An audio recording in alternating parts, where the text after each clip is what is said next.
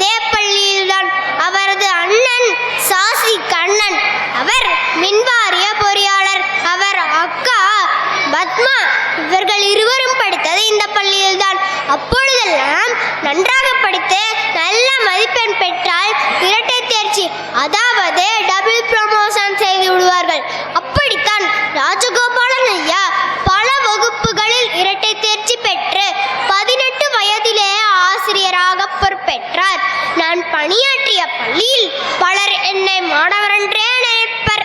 ஆனால் நான் ஆசிரியர் தான் என்று நானே என்னை அறிமுகப்படுத்துவேன் என்று அடிக்கடி கூறுவார். அவர் அஷ்டமி நவமி என்று நல்ல நாள் பார்க்காத ஒரு பகுத்தறிவாளர். மற்றவர் ஒதுக்கிய அஷ்டமி நாளில் பணியில் சேர்ந்தபடியால் அவருக்கு ஒரு நண்பு பணிமுப்பு, அதாவது சீனியாரிட்டி கிடைத்தது.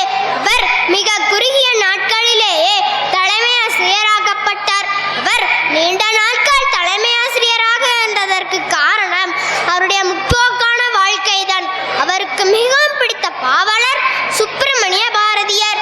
அவர் அடிக்கடி சொல்கின்ற பாரதியின் வரிகள் ஜோதிடம் தனைகள் எளிமை கண்டு இறங்குவாய் என்பதுதான். சொல்வது மட்டுமின்றி இதைத்தான் தன் வாழ்க்கையிலும் பின்பற்றினார். ஒரு ஆசிரியர் இந்த அளவிற்கு இருக்க முடியுமா என்று நம்ப முடியாத வாழ்க்கையை வாழ்ந்தவர். 40 ஆண்டுகளுக்கு மேற்பட்டது அவருடைய ஆசிரியர் பணி. 1955 அவருடைய முயற்சியால் கட்டப்பட்ட மாபெரும் பள்ளிக்கூடம் இன்றைக்கும் பல்லடத்தில் உள்ளது. SSR என்று அழைக்கப்பட்ட சாசி ராஜகோபாலன் அவர்கள் தனக்கென்று சில கொள்கைகளை வைத்திருந்தார். தன்னை பலர் கல்வியாளர் என்று அழைத்த போதும் நான் கல்வியாளர் அல்ல, கல்வி ஆர்வலர் என்று பணிவுடன் கூறுவார். கல்வி என்பதே எல்லோருக்கும் உரியதாக வேண்டும். 121 நாடுகளின் பாடத்திட்டங்களை ஒப்பிட்டு காட்டி அந்த 121 நாடுகளிலும் பயிற்று மொழி அவரவர் தாய்மொழியில் தான் உள்ளது. அதனால் தமிழ்நாட்டிலும் தமிழ் தான் பயிற்று மொழியாக இருக்க வேண்டும் என்பதில் மிக கவனமாக இருந்தார். சூத்திரர்களுக்கு கல்வி மறுக்கப்பட வேண்டும் என்று கூறக்கூடிய இனத்தில் பிறந்த அவர் எல்லா மக்களுக்கும் கல்வி வேண்டும் என்று